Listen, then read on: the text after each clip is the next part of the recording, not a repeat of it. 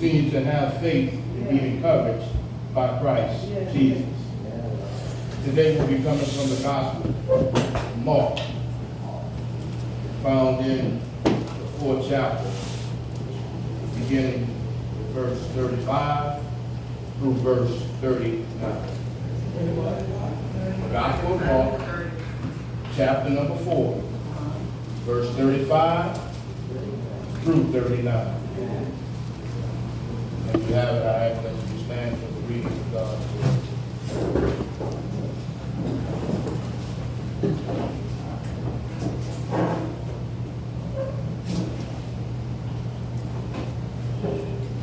I will be reading from the New Living Translation.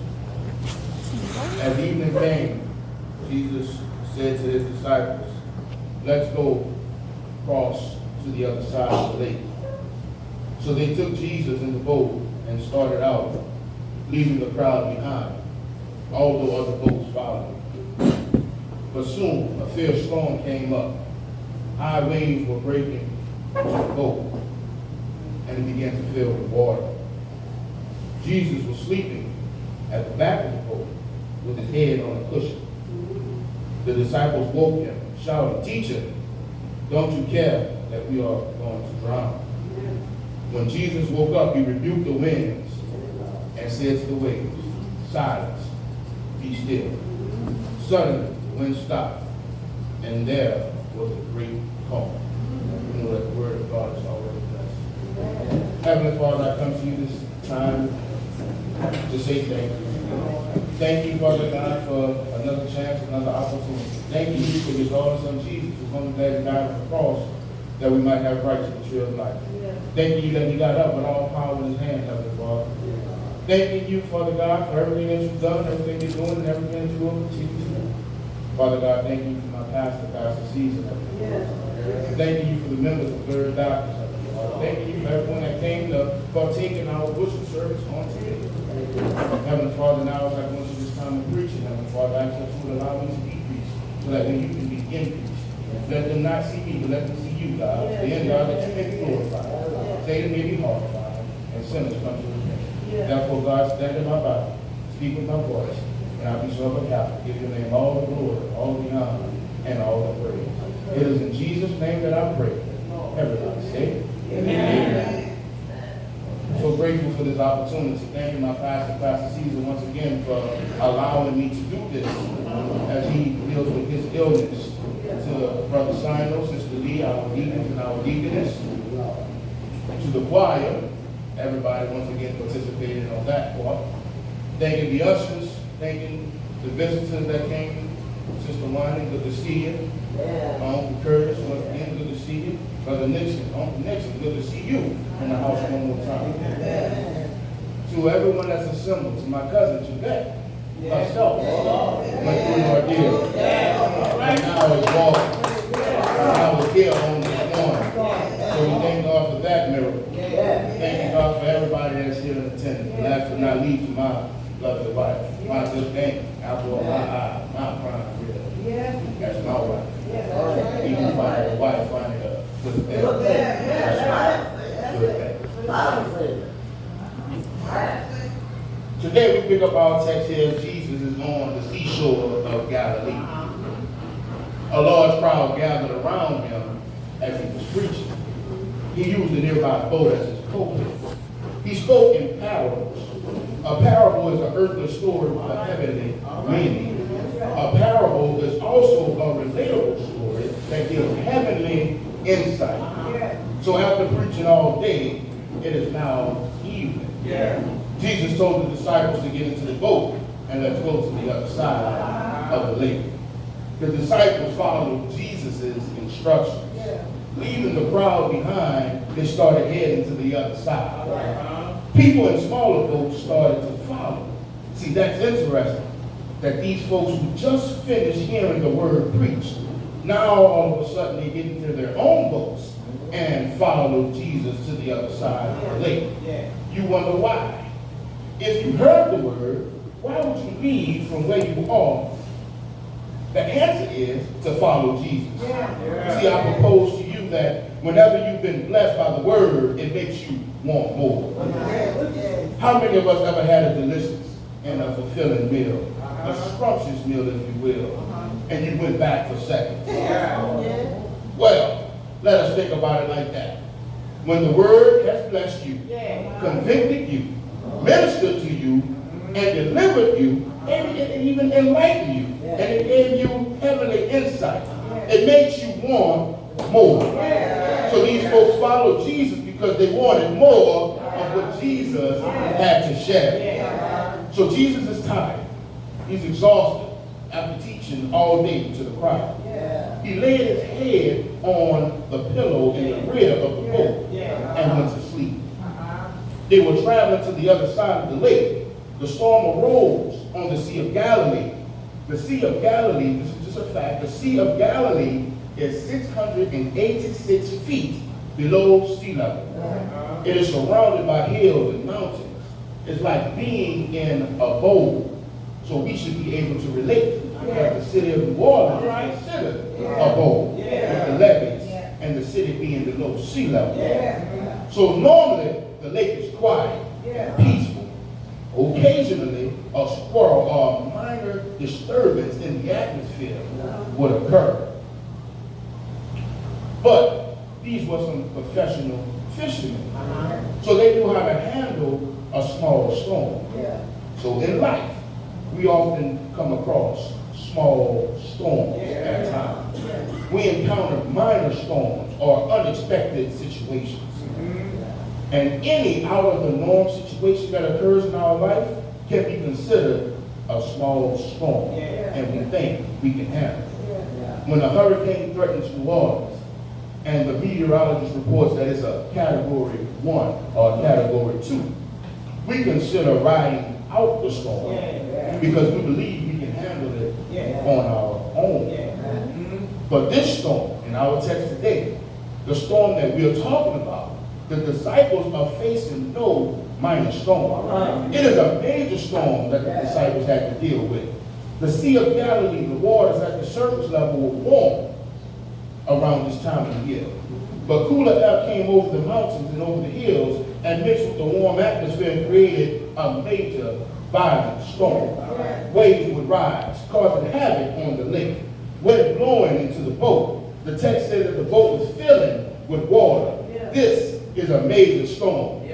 Major storms in our lives are in a situation or circumstance that we have no control over. It is beyond human ability to solve. It makes us feel hopeless and helpless because it's overpowering. No matter what we do, our friends can't help us. They don't have the answer. Marital problems, family issues, health issues, financial issues, peer pressure, bullying, no power over temptation, and self-inflicted wounds. These are all major storms that people are dealing with right now. When the meteorologists classify a storm as a Category 3 or above, we leave the town because it's beyond our ability to handle. We get up and we go. Without God, a major storm will cause us to lose focus. We can't concentrate. We have sleepless nights. We get headaches because it's bigger than us. We don't know what to do with major storms in our lives. Some of us are dealing with major storms right now. And it's wearing you out.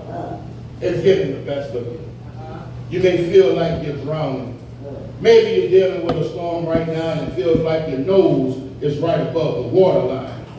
But if you're going through a personal storm, I know we can help you. We are all going through a city, a state, and a national storm. See, car break-ins are at an all-time high.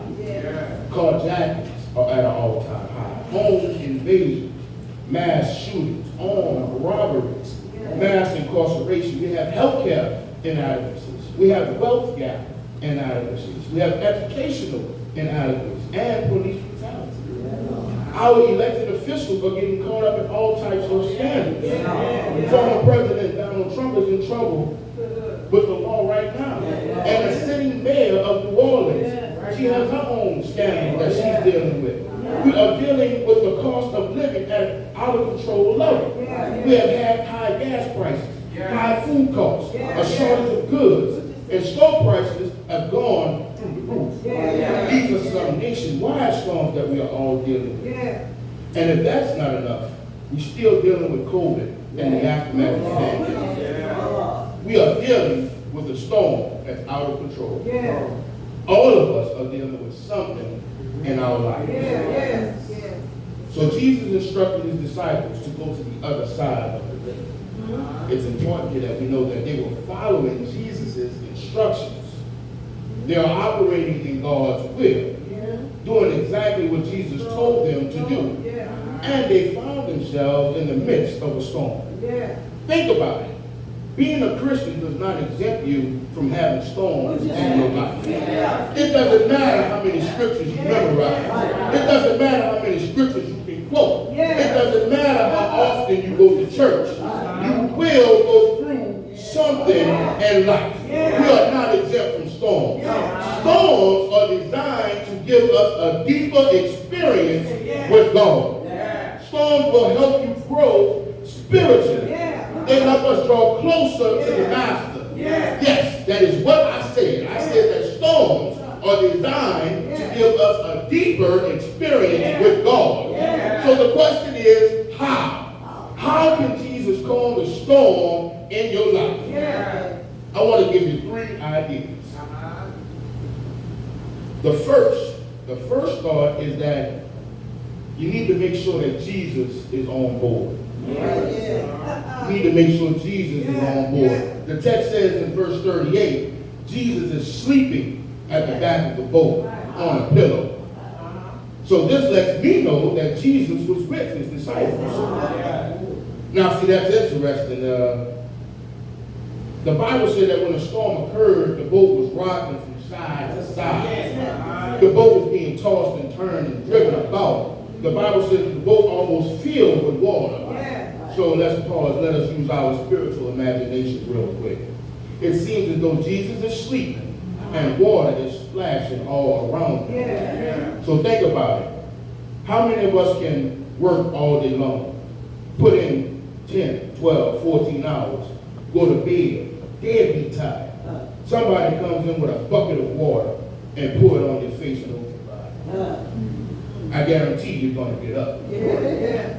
But here it is, Jesus is sleeping on this boat. So why didn't Jesus get up?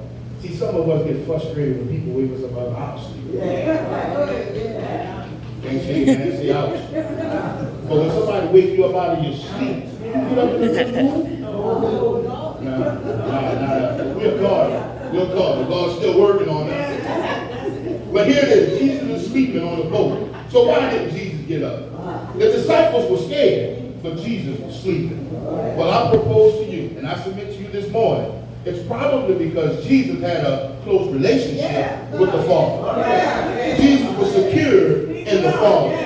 He knew that he was safe in the midst of the storm. See, it's better to have Jesus with us in the storm than without us on a calm day. See, when you're secured in the Lord, things will always work out. Some of us are going through hell right now. Going through all types of things on our job, going through things with the family members. But we need to know no matter how bad things look, when you are secure in the Father, everything will be all right. I want us to understand this morning that we need to know that with Jesus on board, everything will be all right. So don't worry about what other folks say and how often people tell you how to feel. And don't worry about it because everything will be all right. I also want you to know that it's not just enough to have a head knowledge about Jesus. It's not good just to have a head knowledge. You need to have a heart knowledge about Jesus. You need to have a close personal relationship with the Master. When everything is falling apart around you, we can be secure with Jesus, knowing that he will guide us through the storm. Won't he do it? Yes, he will. The second idea of the text I want to share is to cry out to Jesus. Look at the text. The disciples woke Jesus up shouting, "Teacher, don't you care? We are about to drown." They were terrified. They were frightened and scared to death of this storm. I'm guessing they'd seen their lives flash before their very eyes. This was a 911 call. This was an emergency call. Their lives were on the line, so they cried out to the one that can make a difference. Believe it or not, some people would never pray. When all is well in their lives, bills are paid, families well, things are going good on the job, food on the table, clothes on their back, a roof over their head, they're too busy to pray. They don't have time to fit God in. They contribute their success to education, to the degrees that they have, to who they know, to connections, and to their investments. They have obtained positions on their job, and they got money in the bank. You just don't know.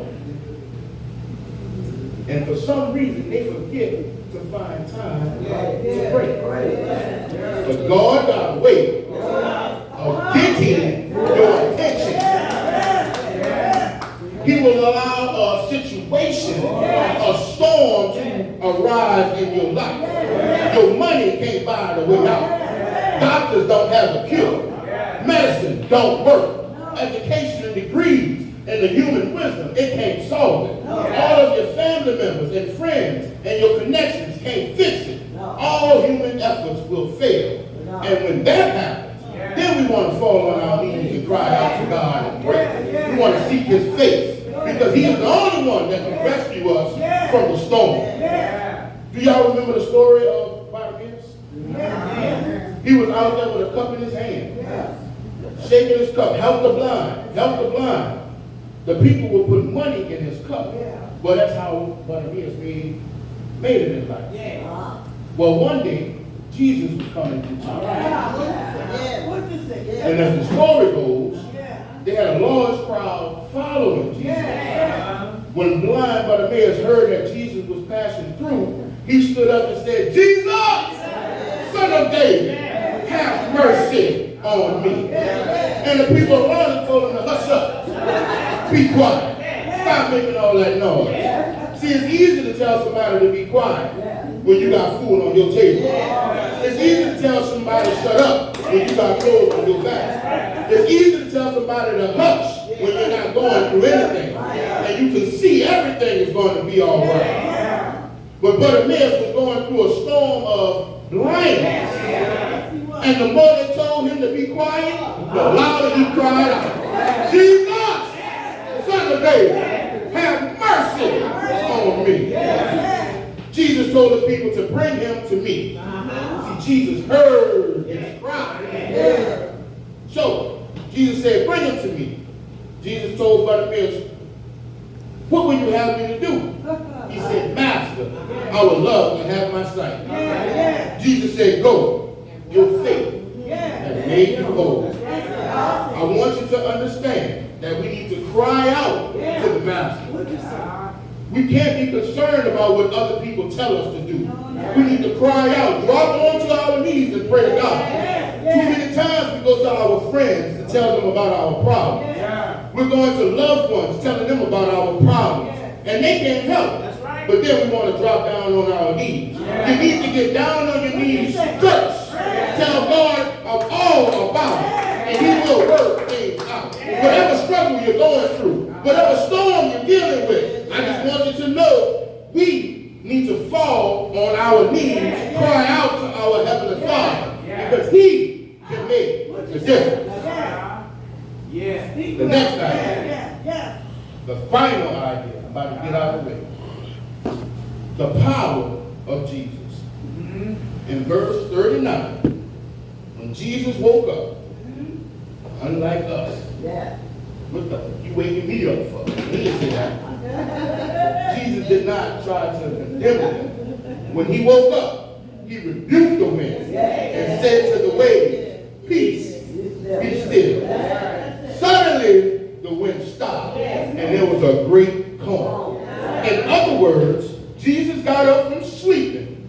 He spoke to the wind and said, "Hush, be quiet." The wind stopped blowing. He spoke to the waves commanded and said, peace, be still, and the sea stopped raging. Jesus spoke a word to that which was out of order and put it back in order. There may be somebody here today. Your life is out of order. It's causing havoc, chaos, turmoil. And it has you in your world turned upside down. But Jesus, as I just said, has the power to put things back in order. He's not confined or limited by the things of this world. So activate Jesus' power. You want to know how to activate Jesus' power? We must operate in his will. When a storm comes, the disciples were in Jesus' will. They were operating in the will of God. Jesus told them, let's go to the other side.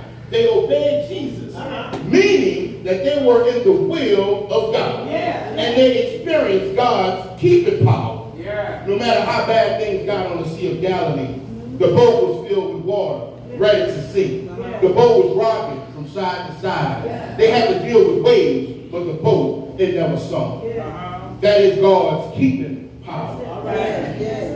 It kept them afloat in the midst of a violent storm. Sometimes God will not deliver us from the storm the way we want to be delivered. But he will give us strength in the storm so that way we can go through the storm for his glory. He used storms to grow us and to prepare us for greater works for his purpose. Let me call your attention back to Joseph in the book of Genesis. Remember, Joseph's brother, they were jealous of him. They wanted to kill him. But then they saw the Midianites coming through town. They sold their brother to traders. They brought Joseph to Egypt. The traders brought Joseph to Egypt and sold him to Potiphar. Potiphar used Joseph to help out around his house. The Lord was with Joseph. God did not deliver Joseph from what he had to go through, but God was with him while he was going through. When Joseph was inside of Potiphar's house, he was working as he was working unto the Lord. He knew that God was with him, so he held his integrity. That's what I'm trying to tell you. He knew that it was wrong what his brothers did to him, but he was still representing God in the midst of his storm. So one day, Potiphar's wife, she was lusting after Joseph. All of the workers was outside. And she looked at Joseph. And she looked at him and said, that's a fine specimen of a man. I guess Joseph must have looked like me. So she was lusting after Joseph. That's a fine specimen of a man. Potiphar's wife could not resist. She wanted Joseph. So she grabbed Joseph. But Joseph ran. Potiphar's wife grabbed his coat. And so when Potiphar returned home, his wife told him her lies. Her husband was furious. He put Joseph in jail for trying to rape his wife. So now Joseph is in prison. The Bible tells us that he had favor with God. And it tells us the Lord was with Joseph. God did not deliver him from prison. But the story goes on to say that while Joseph was in jail, they had two men that worked for Pharaoh. One of them was a cupbearer and the other was a baker.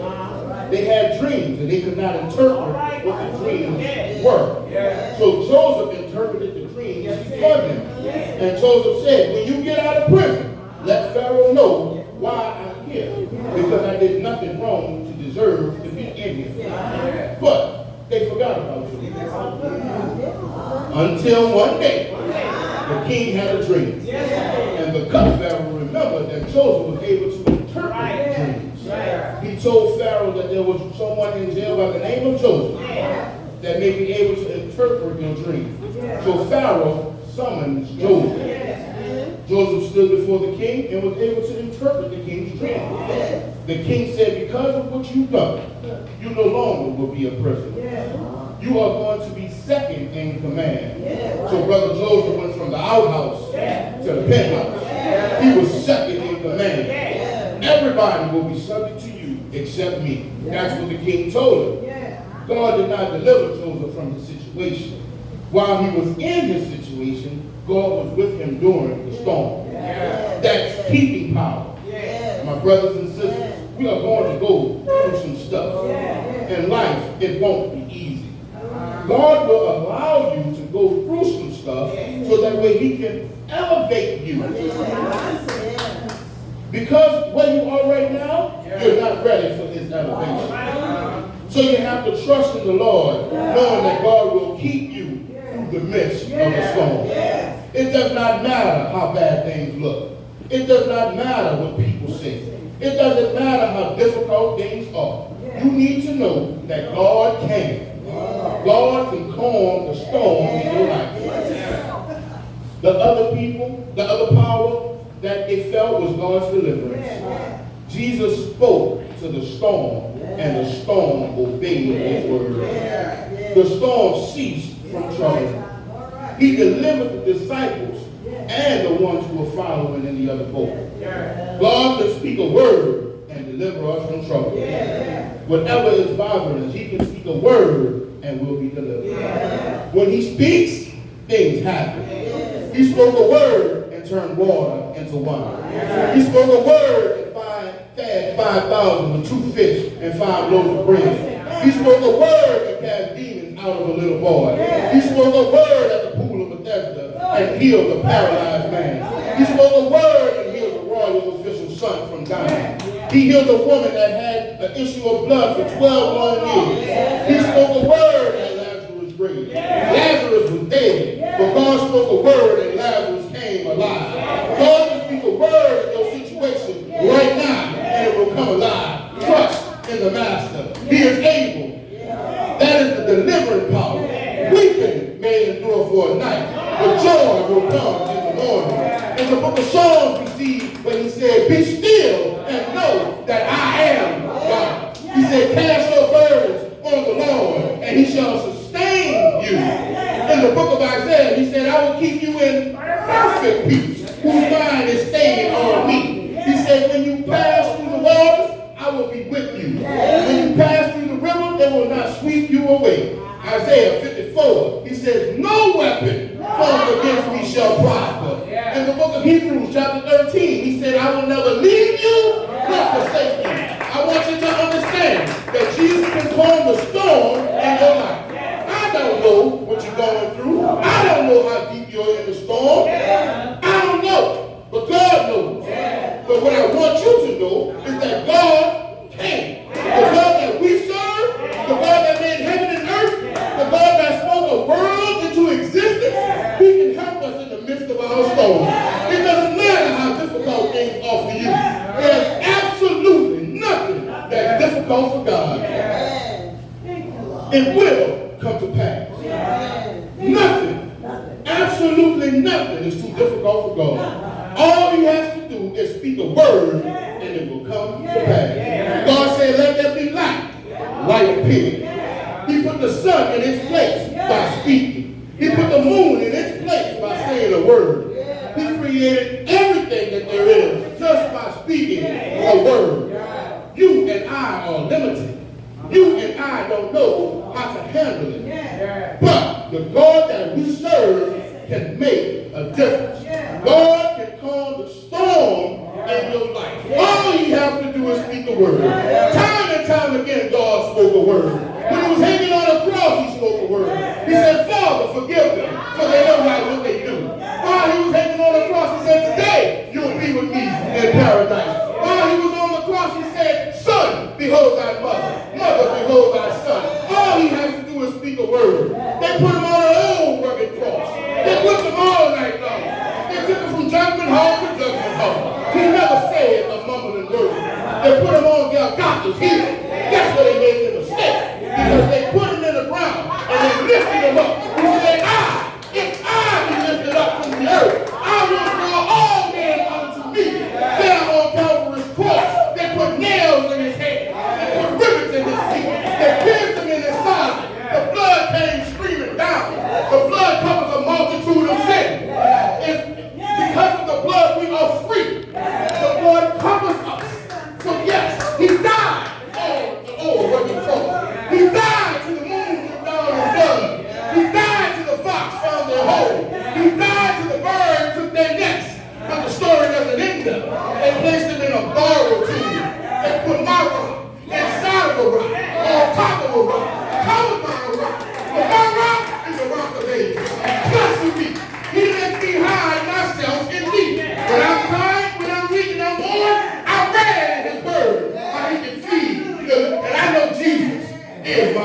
Yes, he was buried in a borrowed tomb.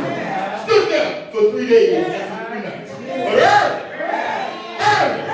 one moment, he got up with all power in his hand. First giving us away. Jesus cancels